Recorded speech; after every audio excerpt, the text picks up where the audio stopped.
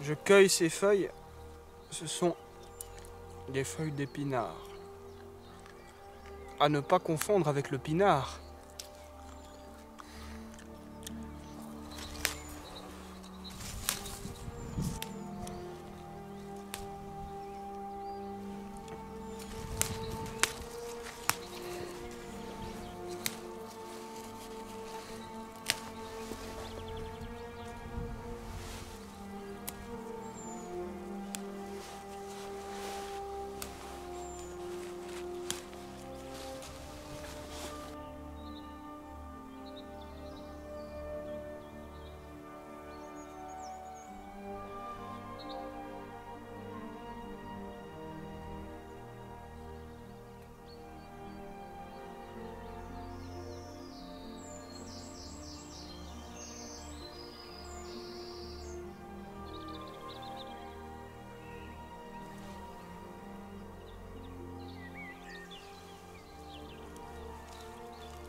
Un léger dégradé gris.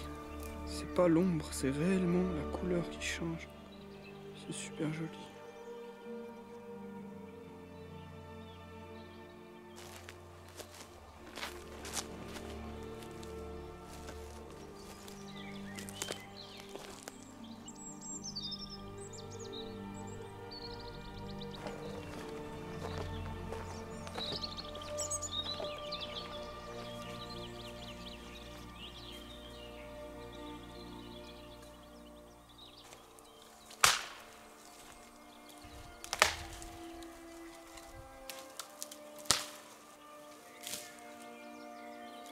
Le bois est sec.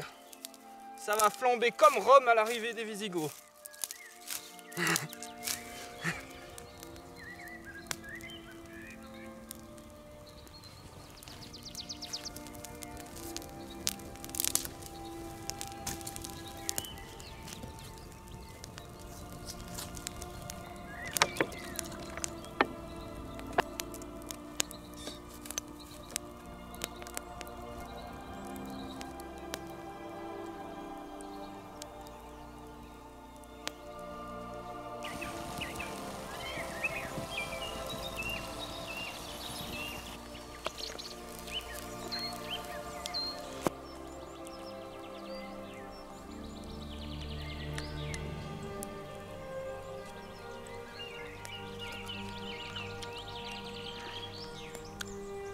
C'est déjà bon. Mais c'était déjà bon cru alors. Mais c'est encore plus bon.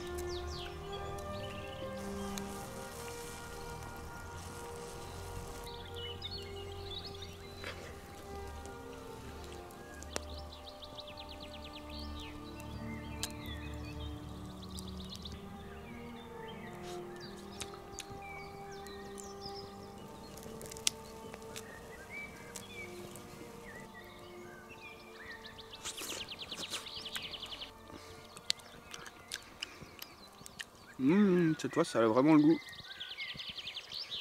très prononcé.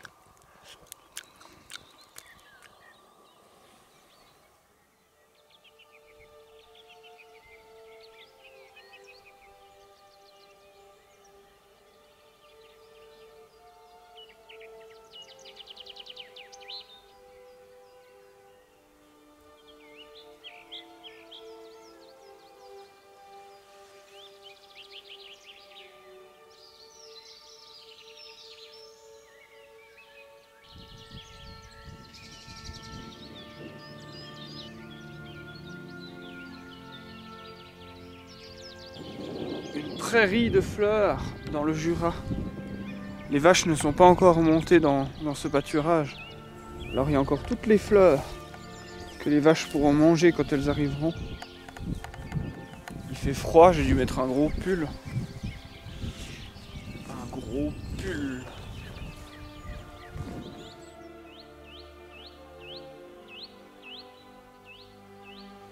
La brume se lève.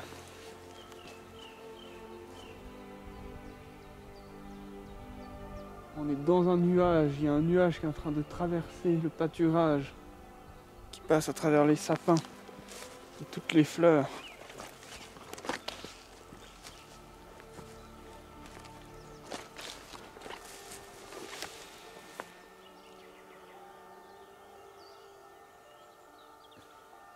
L'air est agréable à respirer. Il est comme rempli.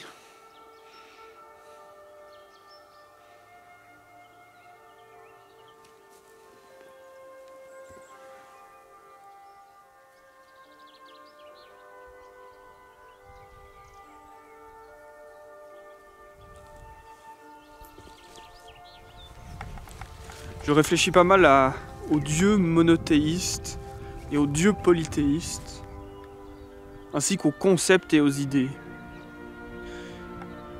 Et par exemple, le dieu de la montagne, imaginons un dieu polythéiste, donc ce serait un dieu parmi d'autres, il y aurait le dieu de la montagne et le dieu de la plaine.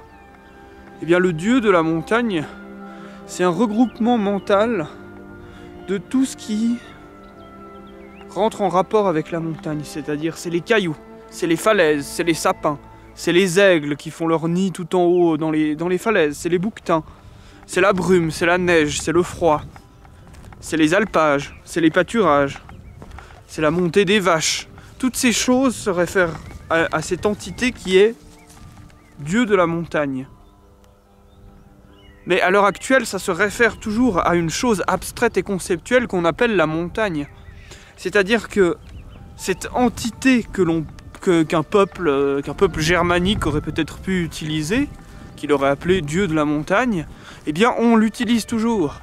Car si je vous dis la montagne, eh bien ce n'est rien en particulier, c'est pas plus les pâturages, que la roche de la montagne, que l'ambiance qu'il y a à la montagne, que ce qui se produit à la montagne, que les gens qui vivent à la montagne, que toutes les choses qui concernent la montagne. Et donc on voit qu'entre l'idée de montagne, que l'on utilise encore à l'heure actuelle, c'est-à-dire le mot montagne, qui comprend du coup tout un champ lexical, toutes des choses autour d'elle, eh bien c'est la même chose que le dieu de la montagne. On peut l'utiliser de la même manière. Alors, c'est pas tout à fait la même chose. Ce qui a changé, c'est la notion de profane et de sacré. Là où les polythéistes voient du sacré dans la montagne, eh bien nous voyons du profane, enfin nous, hommes modernes qui utilisons simplement le mot montagne pour parler de cette chose. Mais rien n'a changé entre cette montagne qui était vue comme sacrée et cette montagne qui est vue comme profane.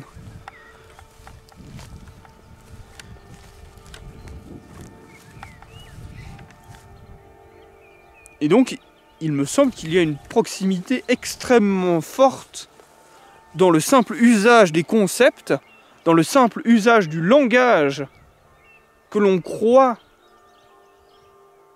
capable de désigner les choses qui sont réellement, et le polythéisme. C'est, à mon avis, extrêmement proche, si ce n'est la même chose.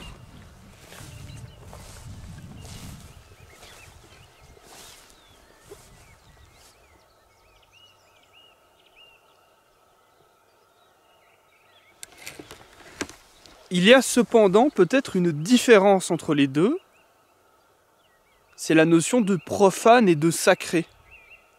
La montagne en tant que mot qui désigne la montagne, il me semble qu'elle a quelque chose de profane.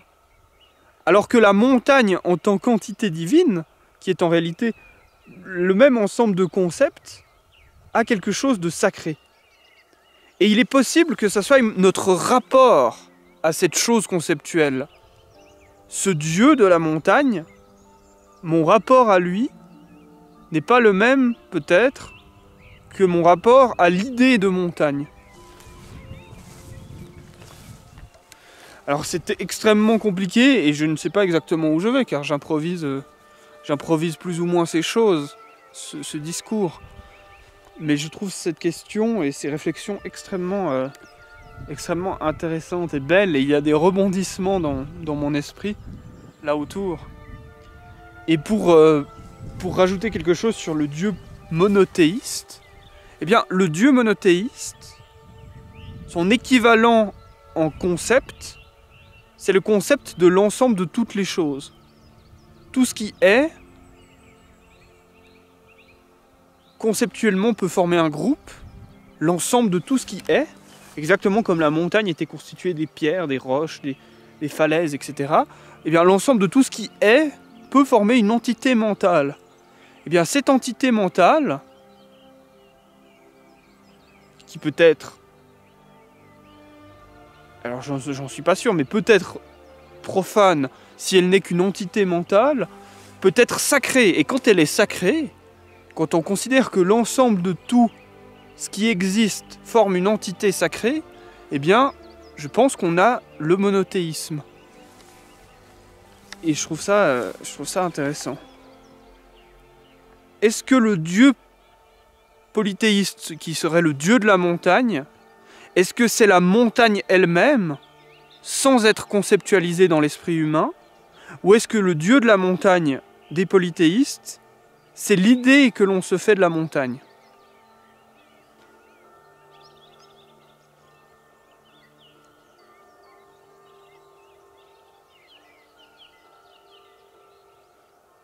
Bon, c'est extrêmement complexe car même la chose en soi qui est intimement la montagne, eh bien, elle n'arrive jamais à notre esprit sans passer par le concept. Sans passer par la petite maquette dans l'esprit qui reconstitue ce que l'on croit être la montagne.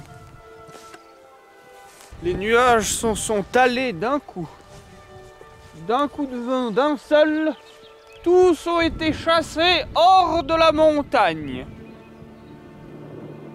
Non, pas tous.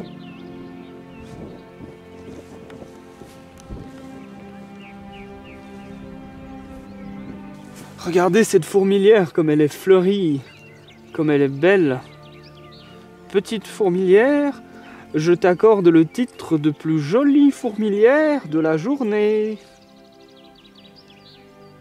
Oh, comme elle est fleurie. C'est magnifique.